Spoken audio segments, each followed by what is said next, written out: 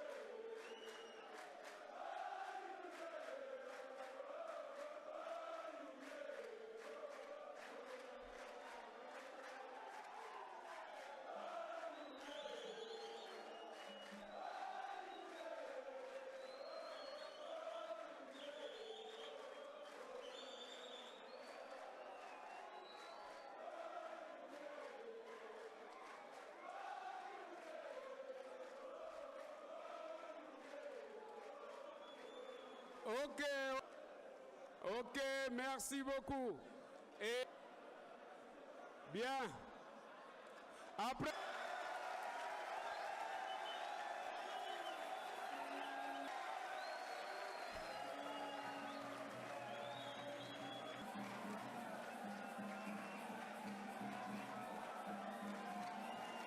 Les drapeaux...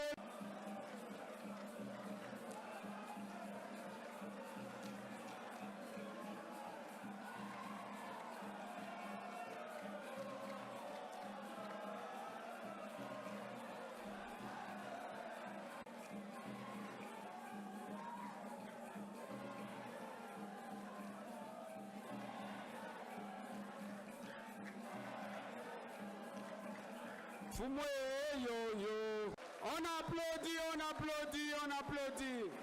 On agite les drapelés. Agitons les drapelés sous vos ovations. Moulolo, moulolo, moulolo, moulolo.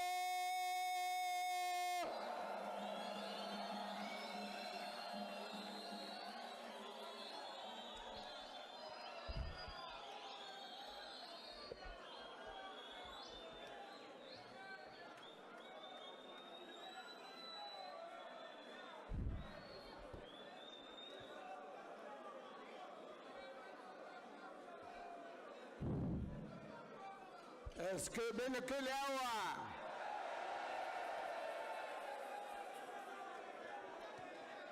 Est-ce que Benekele Awa?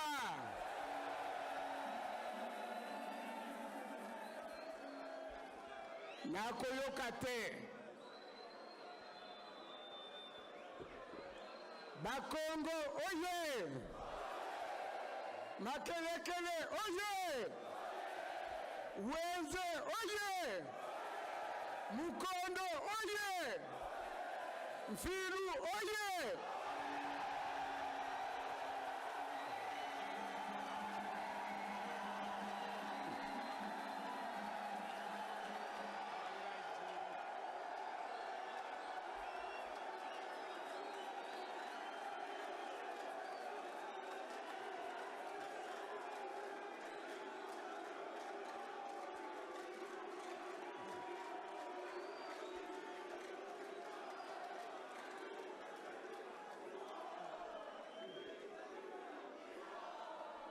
Jiri oye!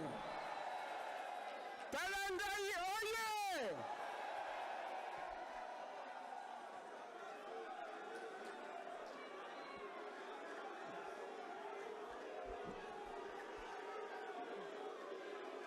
Mfiru oye!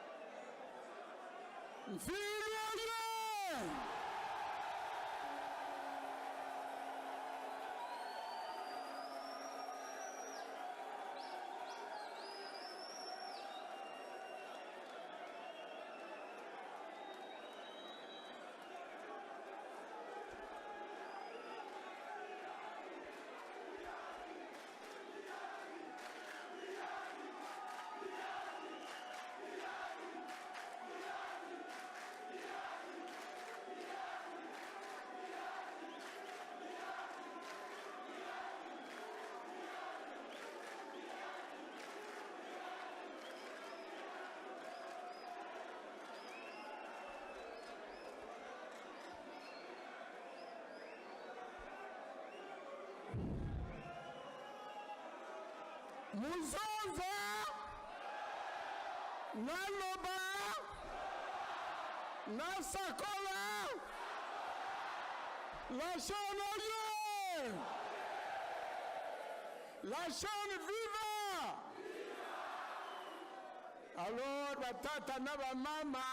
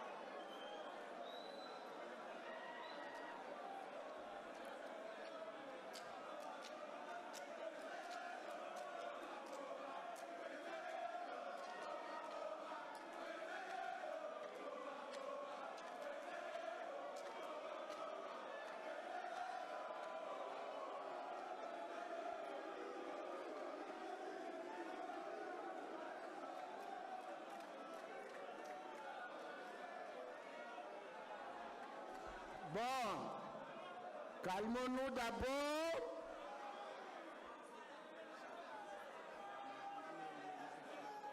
Ah, j'ai oublié quelques arrondissements.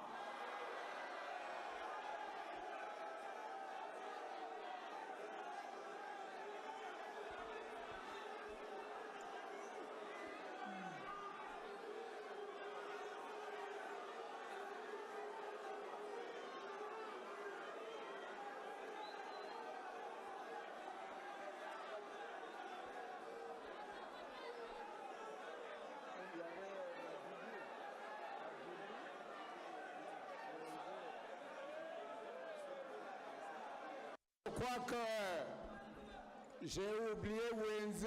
Wenze, oye!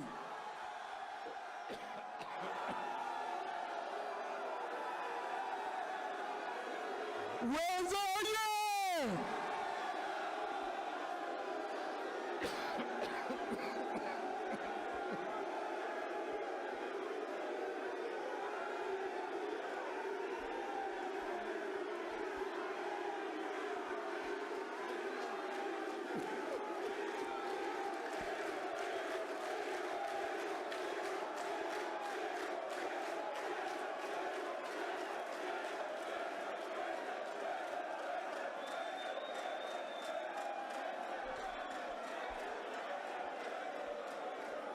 Je crois que j'ai également oublié Madibou.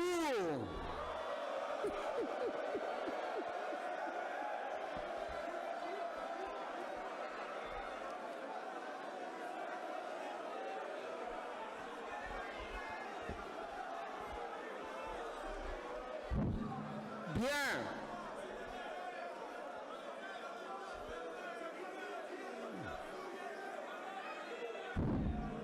Bon, vous avez demandé au président de parler. Maintenant, le président va parler.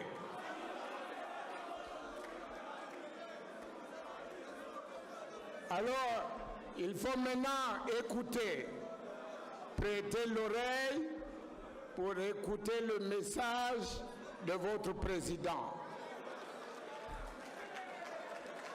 Alors bravo, bravo pour votre président.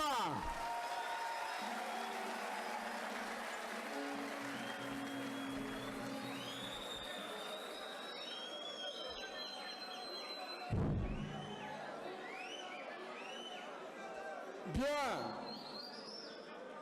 Suivons.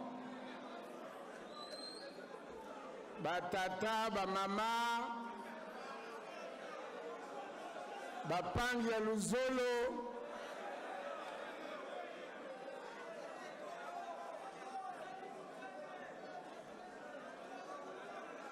militante, na militant ya la chaîne. Mesdames et messieurs, il y a bien longtemps que j'ai organisé des rencontres avec le peuple. Alors c'est pour ça que je me suis dit, avant la fin de l'année, que ce ne soit plus simplement les conférences de presse, mais que ce soit la rencontre avec le peuple, représenté par vous ici. Alors, militantes et militants, mesdames et messieurs, à vous tous qui avez fait le déplacement du Palais des Congrès ce 15 décembre, je voudrais d'abord vous dire merci et vous souhaiter la bienvenue dans cette salle illustre.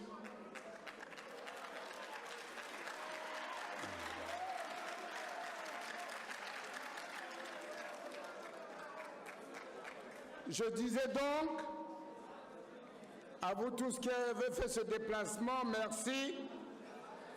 Et bien sûr, bienvenue à vous tous dans cette salle qui est chargée de symboles. Et vous le savez, c'est ici où s'était tenue la conférence nationale. Et c'est ici également le lieu chargé de symboles parce que dédié au débat démocratique, c'est-à-dire à la palabre politique de l'Assemblée nationale et du Sénat, en un mot du Parlement. Mesdames et messieurs, militantes et militants, après que nous nous soyons dit bonjour, je voudrais vous demander de vous lever de nouveau. Levez-vous tous. Levez la main.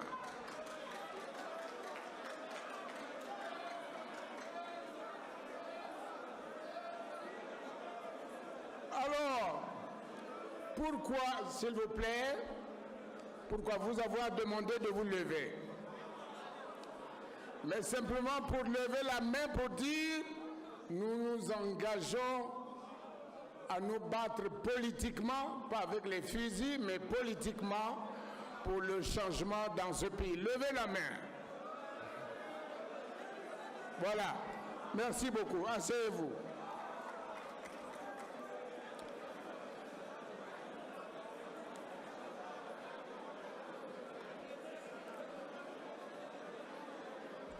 Militantes et militants, ce jour, suivez s'il vous plaît,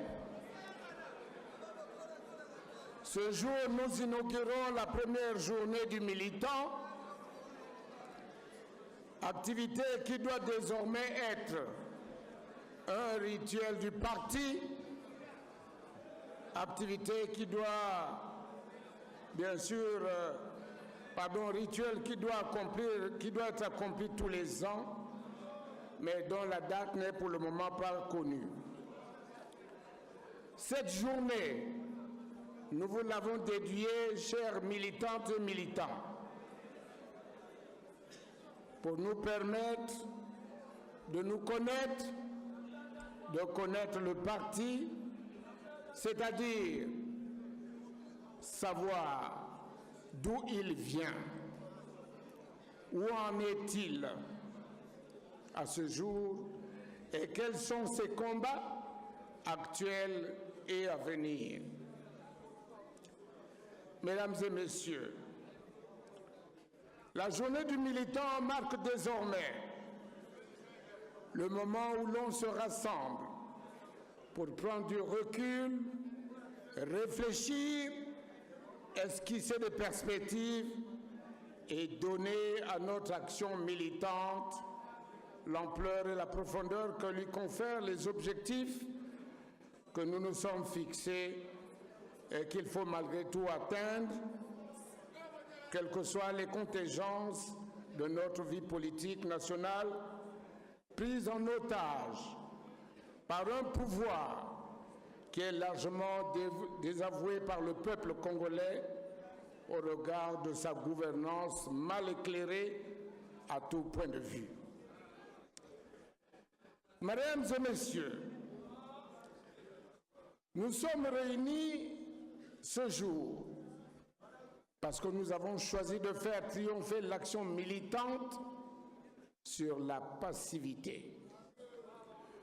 Nous nous sommes réunis ici parce que nous avons voulu faire triompher l'espérance, non pas l'espérance des autres, mais l'espérance sur le désespoir ambiant qui nous laisse accepter le cours malheureux de nos vies comme une fatalité.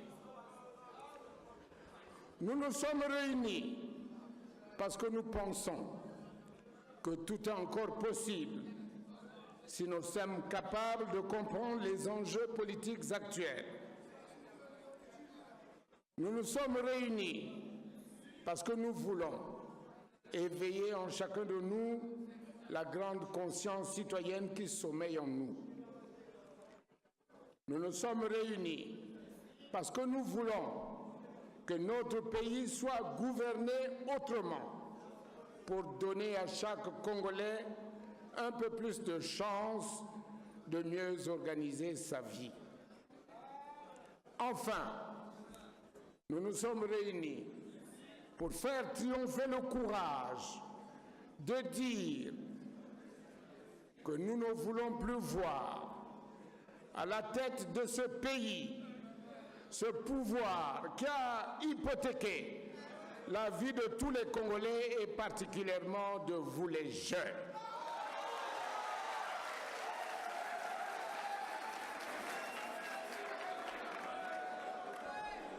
Je reprends. Enfin, nous nous sommes réunis ici pour faire triompher le courage de dire que nous ne voulons plus voir à la tête de ce pays ce pouvoir qui a hypothéqué la vie de tous les Congolais et particulièrement de vous les jeunes.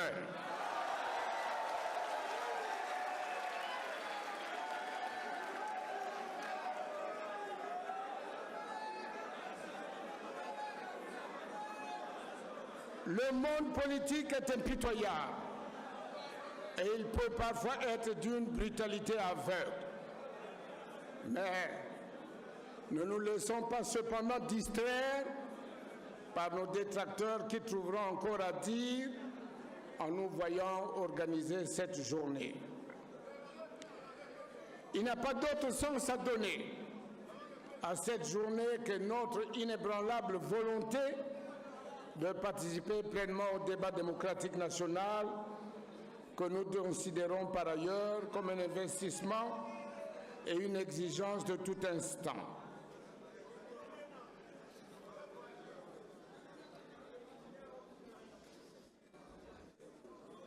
Suivez, s'il vous plaît. Il n'y a pas d'autre sens à donner à cette journée que notre inébranlable volonté de participer pleinement au débat démocratique national, que nous considérons par ailleurs comme un investissement et comme une exigence de tout instant, dans la recherche de la paix, de la justice sociale, du respect de la dignité humaine et du développement économique à travers une bonne gouvernance, où il n'y aura bien sûr plus d'impunité, le pillage des richesses nationales, la corruption, j'en passe.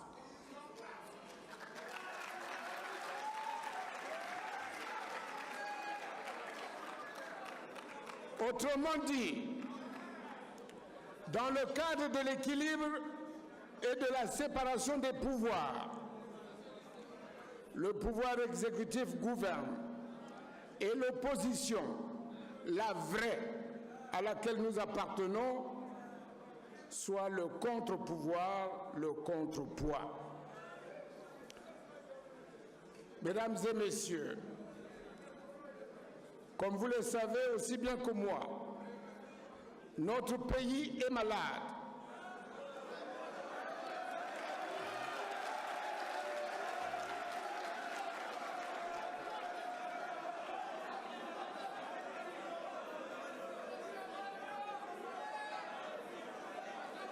Je reprends. Comme vous le savez aussi bien que moi, notre pays est malade.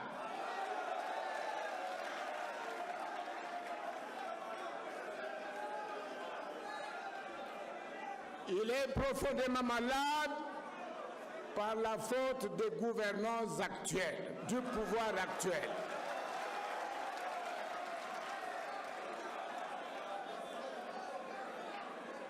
Le Congo est économiquement malade parce que nous ne dépendons que du secteur pétrolier qui ne nourrit que le pouvoir et non les Congolais.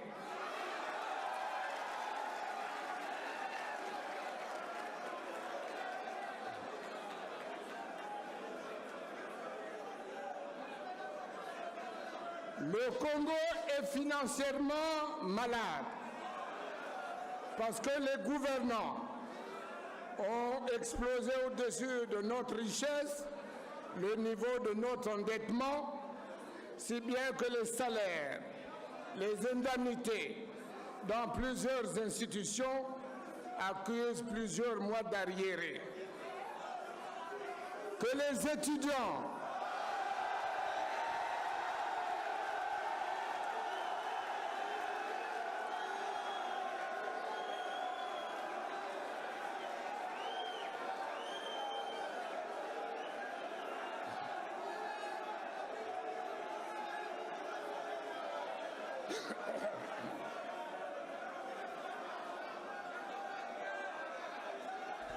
Je reprends.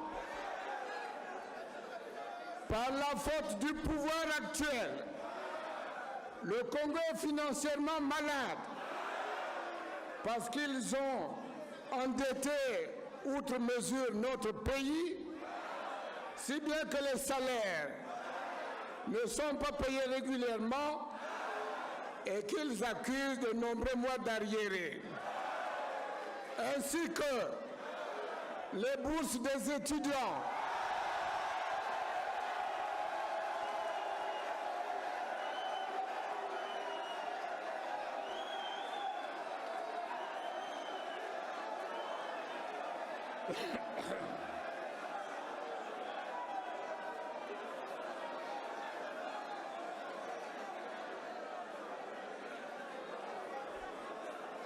Ainsi que les étudiants qui n'ont plus perçu leur bourse depuis plus de 20 mois.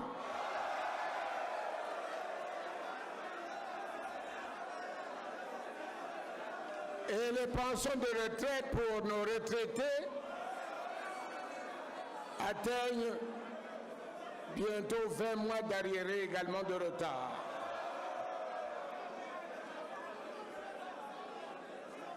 Nous sommes désormais, par la force des choses et par la faute du pouvoir actuel, un pays en faillite malgré les mensonges du pouvoir.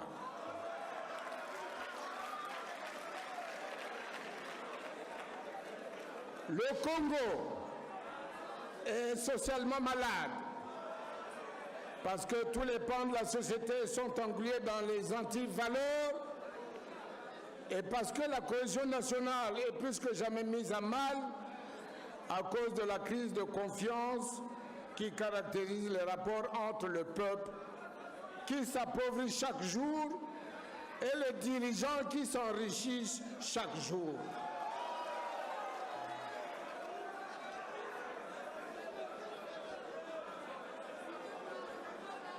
Il est encore socialement malade parce que le chômage des jeunes n'est pas la préoccupation de ce pouvoir. Pire encore,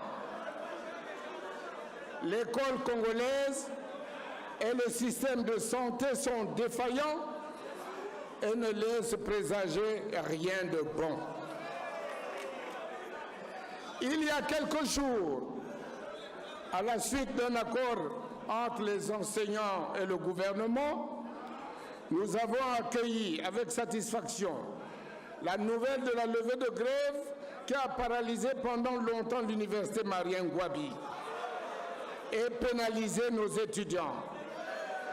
Mais avec un gouvernement qui ne gouverne que dans le mensonge et par le mensonge, personne ne croit que ce gouvernement respectera les engagements qu'ils ont pris.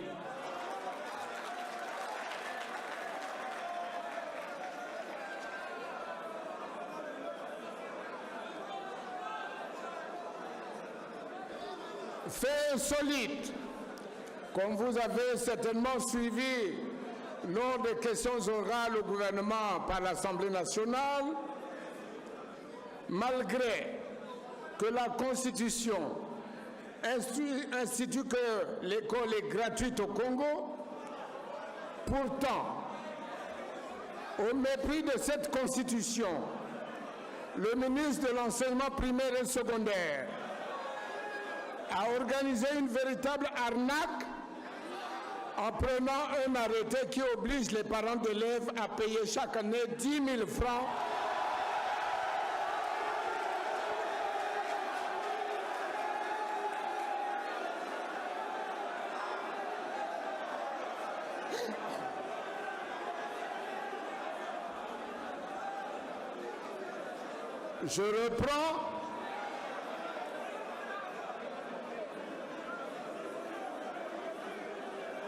Je reprends. Malgré que la Constitution institue que l'école au Congo est gratuite, au mépris de cette Constitution, le ministre de l'Enseignement primaire et secondaire a organisé un véritable pillage de nos parents en demandant que les parents payent 10 000 francs pour chaque enfant à l'école.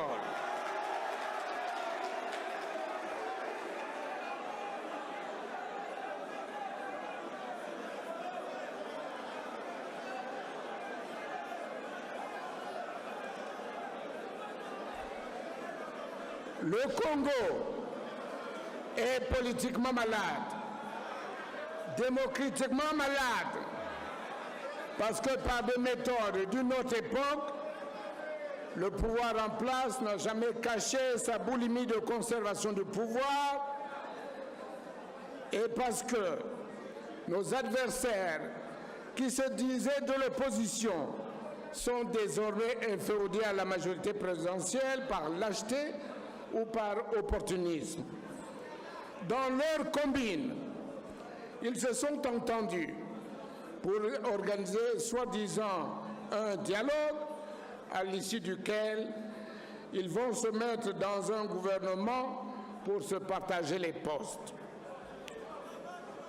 Le Congo est institutionnellement malade parce que l'autorité de l'État est bafouée partout à toutes les échelles de la société. En tout état de cause, ce sont les individus qui dictent la loi et s'accordent impunément des passe-droits. Il est aussi institutionnellement malade parce que toutes les institutions de la République affichent un laxisme alors qu'elles devaient constituer des contrepoids à l'action du gouvernement, non pas avec la volonté de nuire, mais plutôt pour l'aider à mieux faire.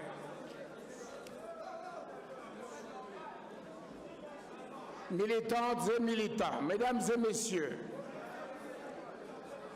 la situation que je viens de décrire est le résultat d'une politique ratée, d'un pouvoir déficient et laxiste, usé par l'effet irréversible du temps qui passe, devenu moribond. Nous avons par conséquent un énorme défi à relever. Suivez, c'est important. La situation que je viens de vous décrire est le résultat d'une politique ratée, d'un pouvoir déficient et laxiste, usé par l'effet du temps, devenu moribond. C'est pour cela que je voudrais vous demander de nous mettre en ordre de bataille, en marche, pour répondre à l'appel de tous les Congolais qui élèvent leur voix en chœur pour exiger le changement. Pas le changement d'hommes politiques seulement à la tête, mais également le changement d'une vraie politique. Pour ce faire, nous nous posons en tant que parti comme une vraie alternative, parce que nous avons une vision pour le Congo, et en tant qu'individu, moi, Joseph Kinyumbi Kyambungu, qui suis devant vous, je me dresse comme un leader de cette nouvelle vision.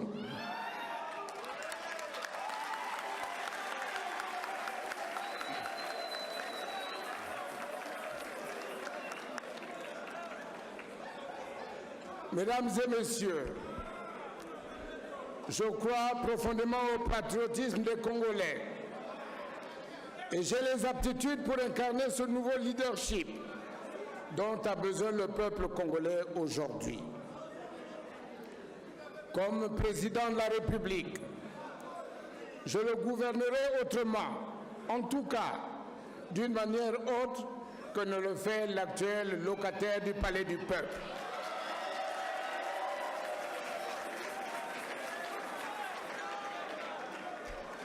Je mettrai résolument fin à la corruption qui gangrène notre administration, à l'enrichissement illicite et à tous ces passe-droits que s'est accordé la classe dirigeante du pays.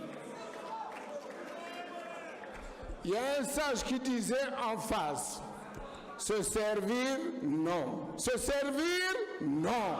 Se servir, servir, oui, mais se servir, non.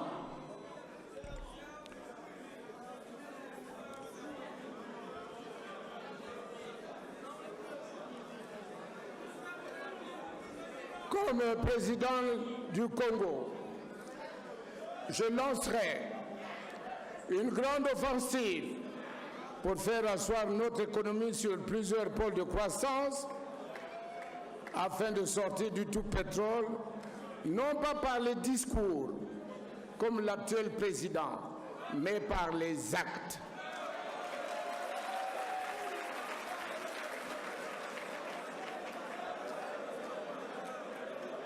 Cette nouvelle économie mettra un accent particulier sur les activités agricoles de transformation et sur le secteur des services, en mettant en avant l'Internet, qui est un véritable incubateur d'idées de projets. Dans le cadre de cette nouvelle économie diversifiée, je m'attacherai résolument à lancer une grande offensive pour réduire le chômage des jeunes qui ne leur laisse malheureusement aucune perspective heureuse aujourd'hui. Pour vous jeunes qui est exclu de l'individualisme et de l'égoïsme des gouvernants actuels. La meilleure assurance sociale qu'on puisse vous accorder, c'est un emploi. En tout cas, je m'y emploierai corps et âme pour vous donner du travail à vous les jeunes.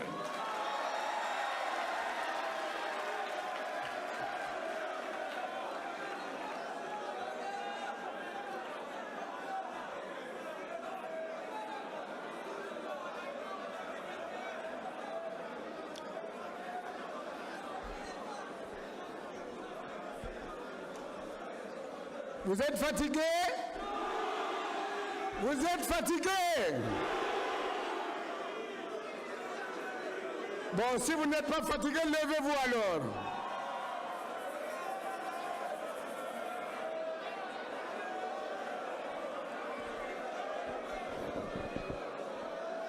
Bon, filou, oyez.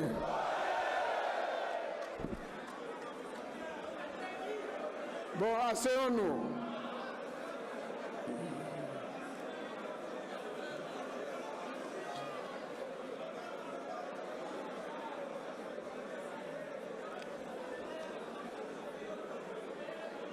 Militantes et militants, mesdames et messieurs, pour clôturer notre allocution,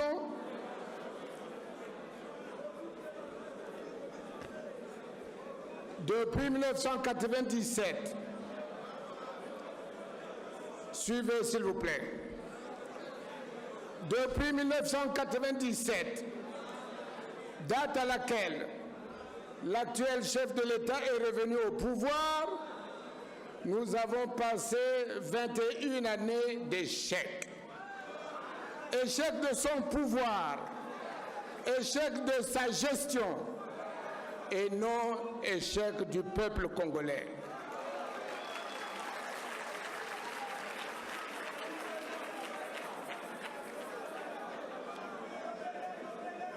Malgré cela, nous devons regarder l'avenir avec optimisme et espoir, et je vous convie, en tant que peuple, de vous engager à changer le cours de notre histoire. Pour produire ce changement, nous devons commencer par mettre en place une nouvelle politique avec des hommes nouveaux. C'est de la foi en ces vérités évidentes et absolues que nous tirons la force de notre espérance.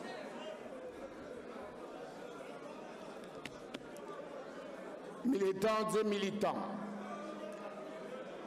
je ne voudrais pas terminer mon propos sans vous renouveler l'espoir que nous devons garder et nous battre politiquement, non pas avec les armes, mais politiquement, c'est-à-dire nous engager derrière notre parti et bien sûr être les vrais relais de ce parti pour un changement pour demain. Vive la chaîne, vive le Congo, je vous remercie.